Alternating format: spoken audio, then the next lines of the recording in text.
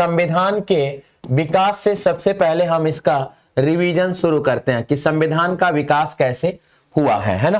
तो संविधान के विकास की जब हमने पढ़ाना आपको शुरू किया था तो 1773 का रेगुलेटिंग एक्ट पढ़ाया था। क्या पढ़ाया था? 1773 का रेगुलेटिंग एक्ट पढ़ाया था, है ना।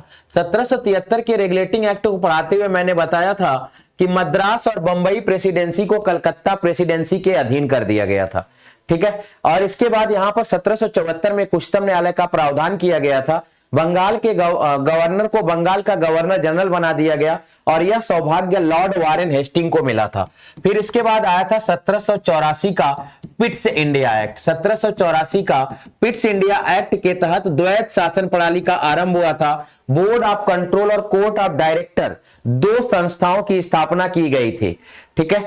इसके बाद आपका आ जाता है 1793 का चार्टर एक्ट आ जाता है। 1793 का चार्टर एक्ट आ जाता है और 1793 के चार्टर एक्ट में कंपनी के व्यापारिक एकाधिकार को 20 वर्षों के लिए बढ़ा दिया जाता है तथा बंगाल के गवर्नर जनरल के पद को बंगाल और उड़ीसा बंबई और उड़ीसा पर मद्रास पर स्पष्ट रूप से लागू कर दिया जाता है, ठीक है। इसके बाद आता है आपका 1813 का चार्टर एक्ट। 1813 के चार्टर एक्ट में आपके पास पता है कि कंपनी के व्यापारिक एकाधिकार को चाय और चीन तक सीमित कर दिया जाता है।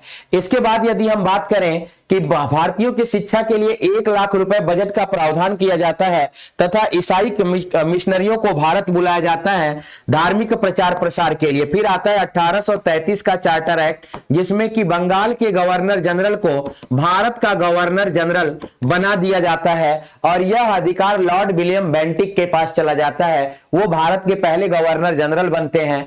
इसके बाद क्या होता है कि एक विधि आयोग की स्थापना की जाती है जिसके द्वारा आपका आईपीसी लिखा गया था। उस विधि आयोग के अध्यक्ष लॉर्ड मैकाले बनते हैं तथा सिविल सर्विसेज में भारतीयों को भी परीक्षा देने की मान्यता मिल जाती है जिनका सेंटर लंदन में बनता है। 1833 के बाद 1853 के चार्टर एक्ट में विधानमंडल को द्विसदनीय विधान मंडली प्रणाली की शुरुआत की जाती है तथा कर्मचारियों की भर्ती के लिए ईस्ट इंडिया कंपनी में कर्मचारियों की भर्ती के लिए प्रतियोगी परीक्षा का आयोजन कराया जाता है। इसके बाद आपका आ जाता है 1858 का भारत शासन अधिनियम आ जाता है और 1858 के भारत शासन अधिनियम के तहत क्या होता है कि सत्ता जो होती है ईस्ट इंडिया कंपनी के हाथ से क्राउन के हाथ में चली जाती है और जो गवर्नर जनरल हुआ करते थे उन्हें वायसराय बना दिया जाता है और यह लॉर्ड कैनिंग को क्षमता मिलती है, यह अधिकार मिलता है कि वो भारत के पहले वायसराय बनते हैं। इसके बाद 15 सदस्यीय एक परिषद का गठन किया जाता है और उसी परिषद के नाम से फिर कानून आना शुरू हो जाता है। एक सचिव की भी नियुक्ति की जाती है और भारत में जो बोर्ड ऑफ कंट्रोल और कोर्ट ऑफ डायरेक्टर को लागू किया गया था वह समाप्त कर दिया जाता है, ठीक है, वह समाप्त कर दिया जाता है। 1858 के बाद आ जाता है आपका 1861 का भारत परिषद अधिनियम। भारत परिषद अधिनियम आ जाता है और जब भारत परिषद अधिनियम आता है तो यहां पे पोर्टफोलियो सिस्टम मंत्रिय मंडली प्रणाली की शुरुआत कर दी गई और आपको पता होगा कि वायसराय को अध्यादेश जारी करने की शक्ति भी दी गई थी। इसके बाद 1892 का भारत परिषद अधिनियम आता है जिसके तहत संसद में भारतीय सदस्यों को पूरक प्रश्न पूछने का अधिकार दिया जाता है। और क्या होता है भाई, तो और इसमें आता है कि मतदान प्रणाली या निर्वाचन पद्धति का भी आरंभ किया जाता है। अच्छा, संसद को पूरक प्रश्न पूछने का नहीं, बजट पर प्रश्न पूछने का अधिकार दिया जाता है, पूरक प्रश्न पूछने का अधिकार नहीं दिया जाता। इसके बाद 1909 का भारत शासन अधिनियम आता है जिसे हम मार्ले मिंटो सुधार कहते हैं जिसमें कि मुस्लिमों के लिए पृथक निर्वाचन प्रणाली का आरंभ किया जाता है। इसके बाद आपका भारत शासन अधिनियम 1919 आ जाता है जिसे हम कहते हैं भारत शासन अधिनियम के नाम से जानते हैं। और भारत शासन अधिनियम जब 1919 आता है तो इसमें क्या हो जाता है कि प्रांतों में द्वैत शासन प्रणाली को लागू कर दिया जाता है, महिलाओं को मतदान करने का अधिकार दिया जाता है, लोक सेवा आयोग का प्रावधान किया जाता है और राज्यों में हस्तांतरण प्रणाली, प्रांतों में हस्तांतरण प्रणाली की व्यवस्था की जाती है। इसके बाद आ जाता है भारत शासन अधिनियम का 1935, जिसके तहत बर्मा को भारत से अलग कर दिया जाता है। बर्मा को भारत से अलग कर दिया जाता है। और क्या होता है भाई कि भारत को अखिल भारतीय संघ बनाए जाने का प्रावधान किया जाता है। सन 1937 में एक उच्चतम न्यायालय का प्रावधान किया जाता है संपूर्ण भारत के लिए, और एक रिजर्व बैंक ऑफ इंडिया शाख मुद्रा नियंत्रण के लिए बनाया जाता है। इसके बाद आ जाता है 1947 का स्वतंत्रता अधिनियम। 1947 के स्वतंत्रता अधिनियम की यदि हम बात करें तो भारत और पाकिस्तान का हो जाता है विभाजन। इसके बाद मैंने आपको पढ़ाया होगा संविधान सभा। संविधान सभा में हमने बातें करी कि भारत के संविधान निर्माण के लिए संविधान सभा की मांग 1922 में बाल गंगाधर 1895 में बाल गंगाधर तिलक ने किया था। 1922 में महात्मा गांधी ने किया था। 1934 में स्वराज पार्टी ने किया था। 1938 में नेहरू रिपोर्ट के द्वारा, 1928 में नेहरू रिपोर्ट के द्वारा, 1924 में स्वराज पार्टी के द्वारा, 1934-35 में मानवेंद्र नाथ के द्वारा और 1936 में कांग्रेसियों के द्वारा, 1940 में ब्रिटिशर्स के द्वारा संविधान सभा के गठन की मांग की गई। इसके बाद क्रिप्स मिशन भारत आता है भारत के संविधान निर्माण के लिए, जिसके अध्यक्ष स्टेफोर्ड क्रिप्स होते हैं, जो कि असफल हो जाता है। इसके बाद भारत के संविधान निर्माण के लिए कैबिनेट मिशन आता है, जो प्रत्येक 10 लाख की जनसंख्या पर एक अप्रत्यक्ष निर्वाचित सदस्य को संविधान सभा के सदस्य के रूप में चुना जाता है और 389 सदस्यों का एक समूह बनता है, जो भारत के संविधान सभा के निर्माण के लिए पहली बैठक 9 दिसंबर 1946 को करते हैं। और 9 दिसंबर 1946 को जब पहली बैठक की जाती है तो 2 साल 11 माह 18 दिन बाद यानी 26 नवंबर 1949 को भारत का एक संविधान मिलता है। लेकिन इस संविधान के निर्माण के पीछे 8 बड़ी समिति और 15 छोटी समितियों का भी बहुत बड़ा योगदान हो जाता है। इसके बाद मैंने आपको पढ़ा रखा होगा संविधान का स्रोत। इसके बाद हमने आपको पढ़ा रखा है संविधान का स्रोत पढ़ा रखा होगा, और संविधान के स्रोत में हमने बताया कि भारत के अधिकांश प्राविधान भारत शासन अधिनियम 1935 से लिया गया, यानी इसे भारतीय संविधान का हम ब्लूप्रिंट कहते हैं। इसे हम भारतीय संविधान का ब्लूप्रिंट कहते हैं। इसके बाद आपको बताया गया होगा कि आपने 60 देशों का भ्रमण किया, तब जाके आपका भारत का संविधान बना। और उसमें मुख्य रूप से अमेरिका से जो भी प्रावधान लिए गए, जैसे मूल अधिकार, सर्वोच्च न्यायालय, इसी तरह से आपका ब्रिटेन, जहां से संसदीय प्रणाली, विधि का देश, इसी तरह से कनाडा, संघीय शासन प्रणाली, राज्यपाल के पद, इसी तरह से आपका आयरलैंड, जहां से आपके डीपीएसपी, नीति निदेशक तत्व को या राष्ट्रपति के निर्वाचन की प्रक्रिया, इसी तरह से फ्रांस से आपने लिया था गणतंत्र, समानता, स्वतंत्रता, तदर्थ न्यायाधीशों की नियुक्ति, इसी तरह से आपने रूस से लिया था 3 प्रकार के न्याय, मौलिक कर्तव्य और पंचवर्षीय योजना। इसी प्रकार से ऑस्ट्रेलिया से आपने लिया था समवर्ती सूची, संयुक्त अधिवेशन और प्रस्तावना की भाषा। इसी प्रकार से जर्मनी से हमने लिया था वाइमर संविधान से राष्ट्रीय आपातकाल के प्रावधानों को, और इसी तरह जापान से हमने विधि की उचित प्रक्रिया ली थी। दक्षिण अफ्रीका से हमने संविधान संशोधन का प्रावधान लिया था। ठीक है, इसके बाद मैंने आपको क्या पढ़ाया था, तो अब हम शुरुआत करते हैं वहां से जहां से हमने पढ़ाना आपको शुरू किया था, प्रस्तावना। तो प्रस्तावना के बारे में यदि हम बात करें तो 13 दिसंबर 1946 को पंडित जवाहरलाल नेहरू की अनुशंसा पर प्रस्तावना को भारतीय संविधान में 22 जनवरी 1947 को स्वीकार किया गया। प्रस्तावना को अमेरिका से और भारत को ऑस्ट्रेलिया से लिया गया है, भाषा को ऑस्ट्रेलिया से लिया गया है। प्रस्तावना में 42वां संविधान संशोधन अधिनियम 1976 के द्वारा 3 शब्द जोड़े गए, समाजवादी, पंथ निरपेक्ष और अखंडता। प्रस्तावना संविधान का अंग है, बेरुवादीवाद 1960 में माना गया। प्रस्तावना संविधान का अंग नहीं है, यह केशवानंद भारती मामले में 1973 में माना गया था। प्रस्तावना मूल रूप से संविधान की आत्मा है, गोलकनाथ के मामले में माना गया, जबकि मूल अधिकार को पंडित जवाहरलाल नेहरू ने, अनुच्छेद 32 को भीमराव अंबेडकर ने, डीपीएसपी को ग्रेनवेल ऑस्टिन ने भारतीय संविधान का आत्मा कहा है।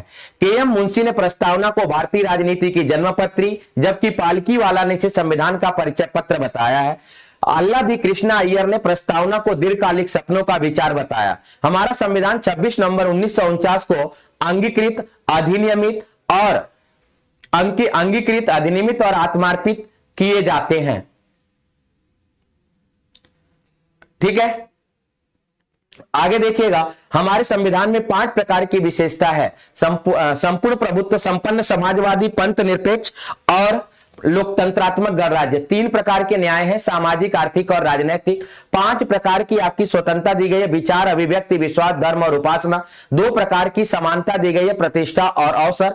और आपके लिए बंधुत्व शब्द का प्रयोग किया गया जिसका अर्थ भाईचारा है। एक शब्द आता है प्रस्तावना की शुरुआत में, हम भारत के लोग। हम भारत के लोग का मतलब हो जाता है कि भारत के संविधान की अंतिम शक्ति भारत की जनता में निहित है। इसके बाद हम बात करें अनुच्छेद 1 में भारत या इंडिया राज्यों का संघ होगा। 2 में नए राज्यों का प्रवेश और स्थापना। 3 में राज्यों के नाम, सीमा में परिवर्तन, राज्यों का विभाजन। 4 में 2-3 के तहत किया गया परिवर्तन संविधान संशोधन का हिस्सा नहीं होगा।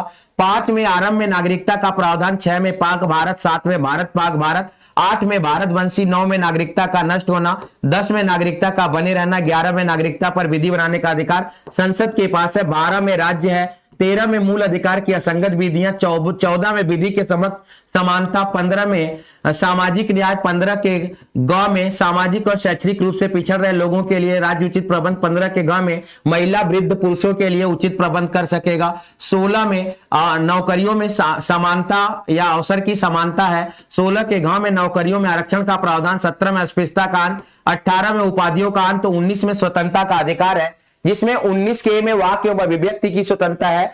19 के बी में सभा करने की स्वतंत्रता है। सी में संगठन बनाने की स्वतंत्रता है। डी में घूमने की स्वतंत्रता है। ई में भारत में बसने की स्वतंत्रता है, खाली है। जी में जीविकोपार्जन के लिए व्यापार की स्वतंत्रता। 20 में अपराध और अपराध सिद्धि से स्वतंत्रता का अधिकार है। 21 में प्राण एवं दैहिक स्वतंत्रता है। 21 के ए में शिक्षा का अधिकार है। 22 में आपको गिरफ्तारी से संरक्षण है। 23 में मानव दुर्व्यापार एवं बलात्श्रम के विरुद्ध अधिकार है।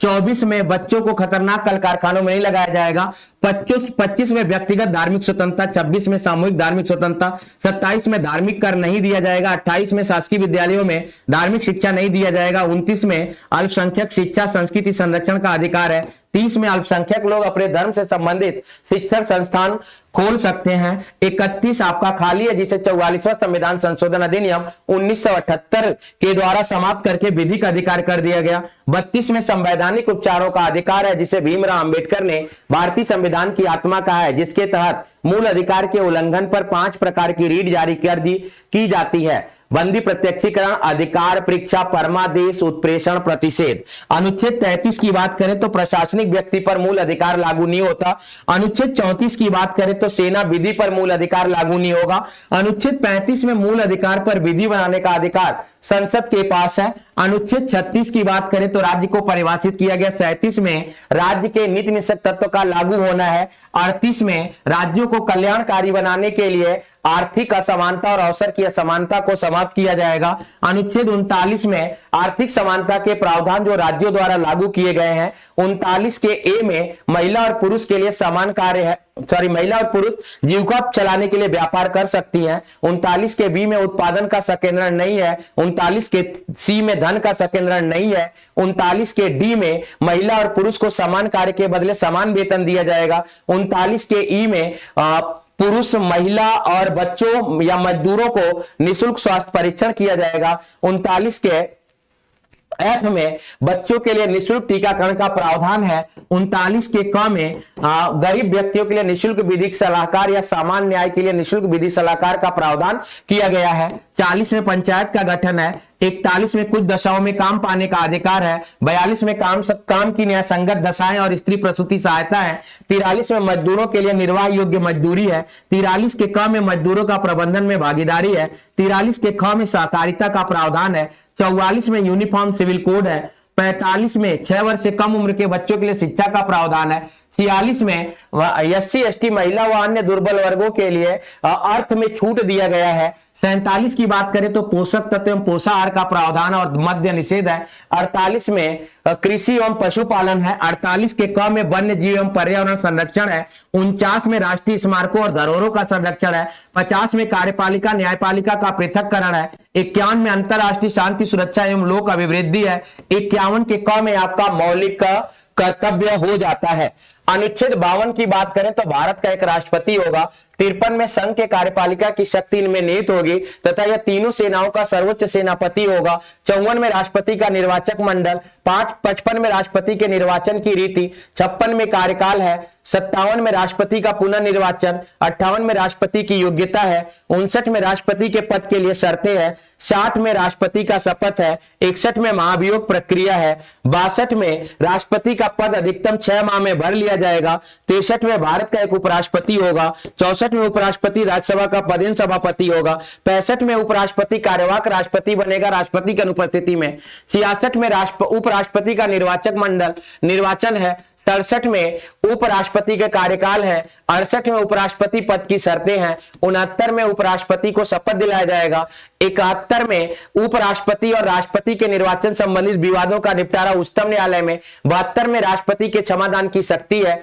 74 में संघ का एक मंत्री परिषद है, 75 में संघ के प्रधानमंत्री की नियुक्ति राष्ट्रपति के द्वारा की जाएगी, 76 में महान्यायवादी है, 77 में राष्ट्रपति की कार्यपालिका शक्ति है, 78 में प्रधानमंत्री का राष्ट्रपति के प्रति कर्तव्य है, 79 में संसद है, 80 में लोकसभा है, 81 में राज्यसभा है, 83 में इनका निर्वाचन है, 84 में कार्यकाल है, 85 में लोकसभा को भंग करने की शक्ति राष्ट्रपति के पास है।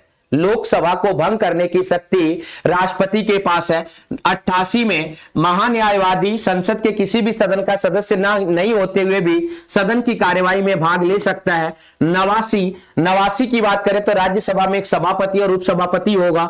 93 में लोकसभा का अध्यक्ष और उपाध्यक्ष होगा। 100 में गणपूर्ति कोरम है। 102 में लाभ का पद है। 105 में संसदीय विशेषाधिकार है। 108 में संयुक्त अधिवेशन है। 110 में धन विधेयक है। 111 में तीनों वीटो पावर है राष्ट्रपति के। 112 में बजट है। 114 में विनियोग विधेयक है। 115 में अनुपूरक बजट है। 116 में लोक लेखा एवं संचित निधि 116 में कौन सी निधियां है भाई जिसमें अपवाद लेखानुदान प्रत्यानुदान अपवादानुदान है। 117 में वित्तीय आपातकाल है। 120 में संसद की भाषा है। 123 में राष्ट्रपति का अध्यादेश है। 124 में उच्चतम न्यायालय है। 125 में उच्चतम न्यायालय के न्यायाधीशों का वेतन है। 126 में कार्यवाहक मुख्य न्यायाधीश है। 127 में तदर्थ न्यायाधीशों की नियुक्ति है। 128 में अतिरिक्त न्यायाधीशों की नियुक्ति है। 129 में अभिलेख न्यायालय है। 131 में प्रारंभिक क्षेत्राधिकार या मूल क्षेत्राधिकार है। 132 से 134 तक अपीली क्षेत्राधिकार है। 136 में SLP है, विशेष इजाजत से अपील। 137 में न्यायिक पुनरावलोकन है। 139 में 5 रीटों को राष्ट्रपति चाहे तो संसद चाहे तो कम और अधिक कर सकता है। 141 में हाई कोर्ट के अन्य क्षेत्राधिकार या शक्तियां हैं अन्य न्यायालय पे। 144 में अन्य न्यायालय राष्ट्रपति को उच्चतम न्यायालय को सहयोग प्रदान करेंगे अपने निर्णय के माध्यम से। और अनुच्छेद 148 की बात करें तो नियंत्रक महालेखा परीक्षक है।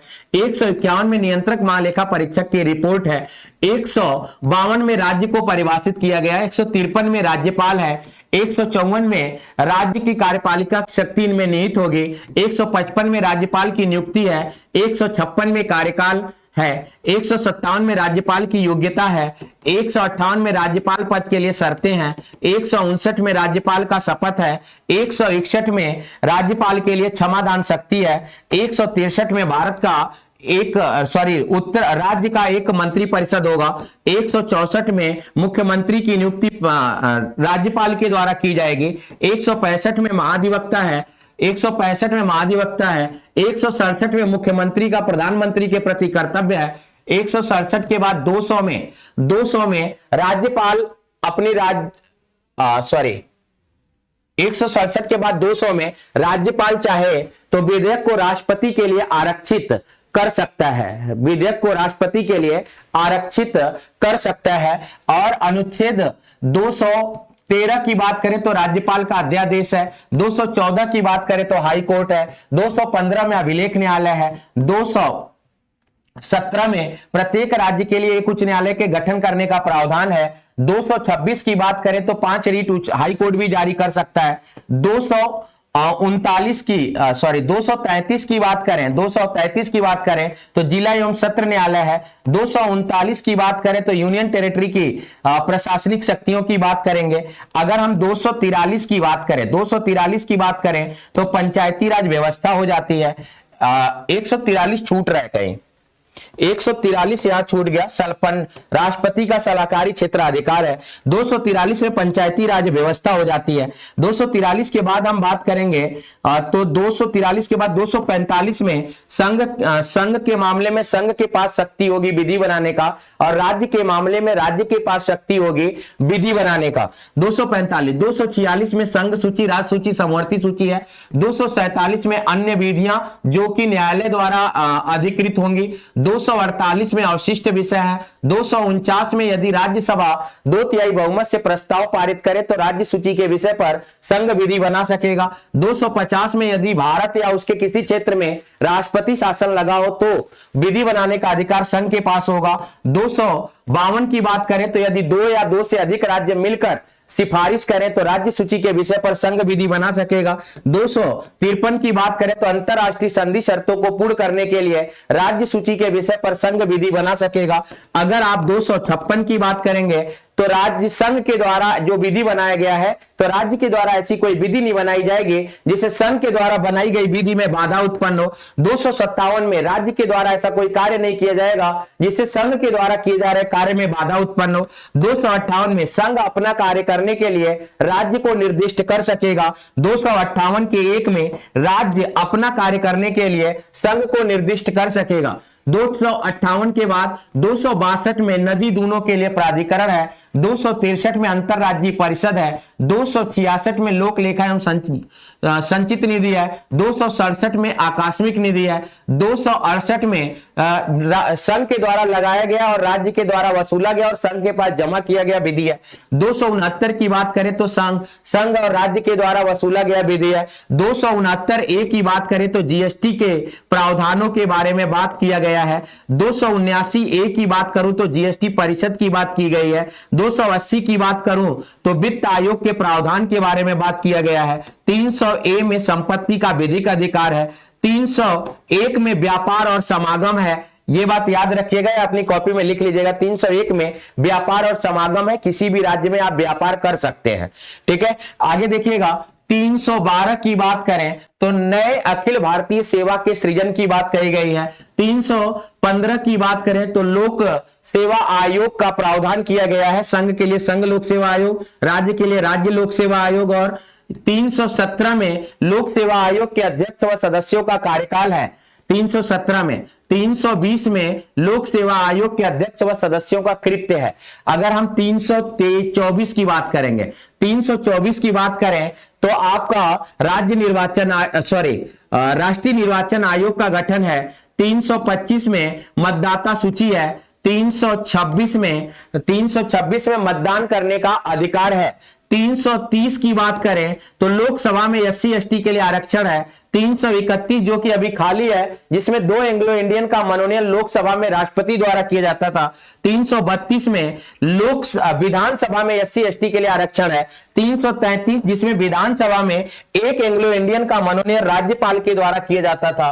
335 जिसमें कि प्रशासनिक कार्यों में उतना ही छूट दिया जाएगा जिससे प्रशासनिक गुणवत्ता प्रभावित ना हो। SC ST के आरक्षण को लेकर बात की गई है। 338 में SC आयोग है। 338 ए में ST आयोग है। 338 बी में OBC आयोग है। 340 में अल्पसंख्यक महिला आयोग है। 341 में SC कैटेगरी में राष्ट्रपति शामिल कर सकेगा। 342 में ST कैटेगरी में राष्ट्रपति शामिल कर सकेगा। 343 में 343 में त्रिक भाषा है राजभाषा की, जिसमें कि लिपि देवनागरी है, राजभाषा हिंदी है तथा अंकों का निरूपण अंतरराष्ट्रीय है। 344 में राजभाषा आयोग है, जिसमें 30 सदस्यीय संसदीय राजभाषा आयोग है। 345 की बात करें तो राज्यों की अपनी एक राजकीय भाषा होगी। 346 की बात करें तो संघ और राज्य के मध्य पत्राचार की भाषा है। 347 में राज्य के द्वारा बोले जाने वाली, बड़ी आबादी के द्वारा बोले जाने वाली भाषा है। 348 में सुप्रीम कोर्ट और हाई कोर्ट में चर्चा और बहस की भाषा है। 349 की बात करेंगे तो इसमें अन्य भाषाओं के लिए प्रावधान किया गया है। 350 की बात करेंगे तो क्षेत्रीय भाषाओं का प्रावधान है। 350 ए की बात करेंगे तो मातृभाषा में बच्चों को शिक्षा दिया जाएगा।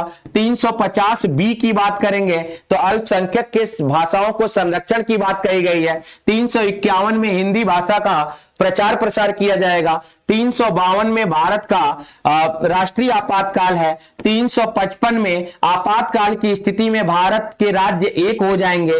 356 में राष्ट्रपति शासन है। 358 में अनुच्छेद 19 राष्ट्रीय आपातकाल लगते ही तत्काल प्रभाव से निलंबित है। 359 में अन्य मूल अधिकार पर राष्ट्रपति विधि बनाकर निलंबित कर सकता है। 360 में वित्तीय आपातकाल है। 361 में अन्य शक्तियों के बारे में हमने बताया, जिसमें राष्ट्रपति, राज्यपाल और जो न्यायिक उधर बाहर विदेशों में जाते हैं, जिन्हें हम क्या बोल सकते हैं, उच्चायुक्त और राजदूत की शक्तियों के बारे में बात किया था हमने। 365 में आपका मंत्रिपरिषद की सलाह न मानने पर राष्ट्रपति शासन लगेगा। 368 में संविधान संशोधन है। 370 में जम्मू कश्मीर भारत का एक अभिन्न अंग होगा। 371 में आपके अन्य राज्य क्षेत्रों को भी विशेष क्षेत्र का दर्जा दिया गया है।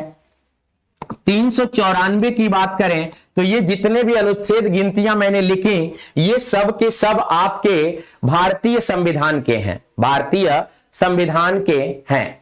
क्लियर है? आगे देखिएगा, अनुसूची की बात करते हैं। अनुसूची की बात करते हैं तो अनुसूची 1 में संघ व राज्य क्षेत्र है। 2 में वेतन भत्ता है। 3 में शपथ प्रतिज्ञान है। 4 में राज्यसभा की सीटें हैं। 5 में एससी एसटी के लिए आरक्षण है। 6 में एसटी प्रशासित राज्य हैं। 7 में संघ राज्य समवर्ती सूची है। 8 में राजभाषा है। 9 में भू राजस्व अधिनियम है। 10 में दल बदल है। 11 में पंचायती राज व्यवस्था है। 12 में नगरीय पंचायती राज व्यवस्था है। 12 में नगरीय पंचायती राज व्यवस्था है।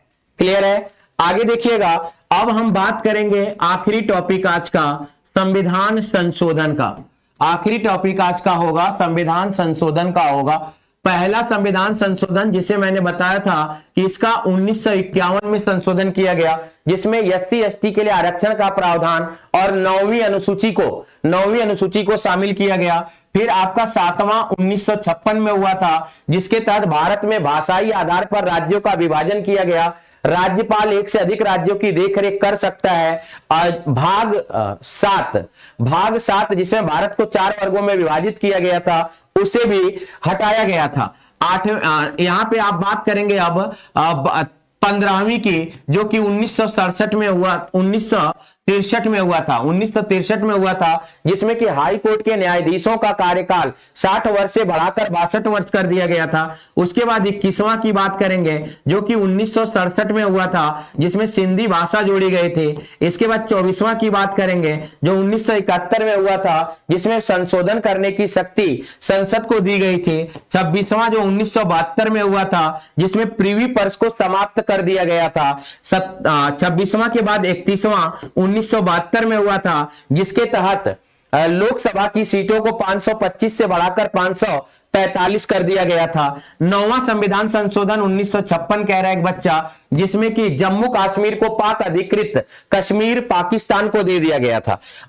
यहां पे 35वां संविधान संशोधन 1974 में हुआ था, जिसके तहत सिक्किम को संयुक्त राज्य का दर्जा दिया गया।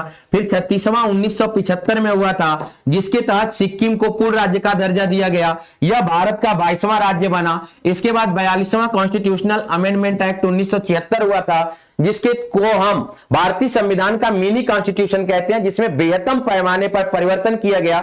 जैसे प्रस्तावना में 3 शब्दों को जोड़ा गया, सामान्य न्याय के लिए निःशुल्क विधिक सलाहकार का प्रावधान किया गया, वन्य जीव पर्यावरण संरक्षण का प्रावधान किया गया, मजदूरों को प्रबंधन में भागीदारी दी गई, मौलिक कर्तव्य को जोड़ा गया। इसके बाद आपका इंपॉर्टेंट है 44वां 1978 में हुआ था, जिसके तहत संपत्ति के अधिकार को विधिक अधिकार कर दिया गया था। इसके बाद 52वां 1985 में हुआ था, जिसके तहत दल बदल कानून 10वीं अनुसूची जोड़ी गई थी। इसके बाद 58वां 1987 में हुआ था, जिसके तहत संविधान को हिंदी में प्रकाशित करने की अनुमति राष्ट्रपति के द्वारा दिया गया। 61वां 1989 में हुआ था, जिसके तहत संविधान मतदान करने की आयु 21 वर्ष से घटकर 18 वर्ष हो गया है। इसके बाद आपका 65वां कॉन्स्टिट्यूशनल अमेंडमेंट एक्ट 1990 में हुआ था, जिसके तहत एसटी और एससी आयोग अलग अलग हो गए थे, एसटी आयोग का गठन किया गया था। फिर 65वां के बाद 69वां कॉन्स्टिट्यूशनल अमेंडमेंट एक्ट 1991 में हुआ था, जिसके लिए मतलब दिल्ली को एनसीआर क्षेत्र का दर्जा दिया गया था। 70वां कॉन्स्टिट्यूशनल अमेंडमेंट एक्ट 1992 में हुआ था, जिसके तहत दिल्ली और पुदुचेरी को राष्ट्रपति के निर्वाचन में भाग लेने का अधिकार दिया गया। 71वां 1992 में हुआ था, जिसके तहत नेपाली, मणिपुरी और कोंकणी भाषा को जोड़ा गया था। 73वां कॉन्स्टिट्यूशनल अमेंडमेंट एक्ट 1992 में हुआ था, जिसके तहत ग्रामीण पंचायती राज व्यवस्था को संवैधानिक दर्जा दिया गया था। 74वां कॉन्स्टिट्यूशनल अमेंडमेंट एक्ट 1993 को किया गया, जिसके तहत नगरीय पंचायती राज व्यवस्था को संवैधानिक दर्जा प्रदान किया गया था। इसके बाद आपका 73वां के बाद एक 77वां कॉन्स्टिट्यूशनल अमेंडमेंट एक्ट की लोग बात करते हैं, जो कि 1999 में हुआ होगा, मुझे लगता है 1999 या 2000 में हुआ होगा, जिसके तहत मतलब एससी एसटी के आरक्षण को 10 सालों के लिए बढ़ाया गया था। इसके बाद आपका आ जाता है 86वां कॉन्स्टिट्यूशनल अमेंडमेंट एक्ट 2002, जिसके तहत शिक्षा के अधिकार को शामिल किया गया था। 89वां कॉन्स्टिट्यूशनल अमेंडमेंट एक्ट 2003, जिसके तहत एसटी आयोग का गठन किया गया था। फिर 91वां कॉन्स्टिट्यूशनल अमेंडमेंट एक्ट 2003, जिसके तहत मंत्री परिषद की सीटों को निश्चित किया गया था 15% अधिकतम होगा। इसके बाद आपका 92वां कॉन्स्टिट्यूशनल अमेंडमेंट एक्ट हुआ था 2003 में, जिसमें बोडो, डोंगरी और मैथिली और संथाली भाषा जोड़ी गई थी।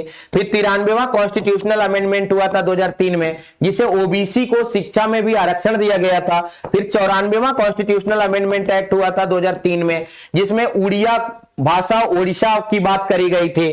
फिर इसके बाद 97वां कॉन्स्टिट्यूशनल अमेंडमेंट एक्ट 2014 में हुआ था, जिसके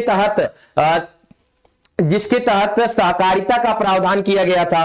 फिर 98वां कॉन्स्टिट्यूशनल अमेंडमेंट एक्ट 2014 में हुआ था, जिसके तहत तेलंगाना को विशेष क्षेत्र का दर्जा दिया गया। 99वां कॉन्स्टिट्यूशनल अमेंडमेंट एक्ट 2015 में किया गया, जिसमें न्यायिक अधिकरण का प्रावधान न्यायाधीशों की नियुक्ति के लिए किया गया, जिसे सुप्रीम कोर्ट के द्वारा लागू नहीं किया गया। 100वां कॉन्स्टिट्यूशनल अमेंडमेंट एक्ट 2015 में किया गया। भारत और बांग्लादेश के मध्य भू समझौता किया गया था। 101वां कॉन्स्टिट्यूशनल अमेंडमेंट एक्ट 2017 में किया गया, जिसके तहत जीएसटी का प्रावधान लाया गया था। 102वां कॉन्स्टिट्यूशनल अमेंडमेंट एक्ट 2018 में किया गया, जिसके तहत राष्ट्रीय ओबीसी आयोग का गठन किया गया। 103वां कॉन्स्टिट्यूशनल अमेंडमेंट एक्ट 2019 में हुआ था, जिसके तहत ईडब्ल्यूएस के लिए आरक्षण का प्रावधान किया गया। 104वां कॉन्स्टिट्यूशनल अमेंडमेंट एक्ट 2020 में हुआ था, जिसके तहत एंग्लो इंडियन का पद मनोनयन को समाप्त किया गया तथा एससी एसटी के आरक्षण को 10 साल के लिए बढ़ा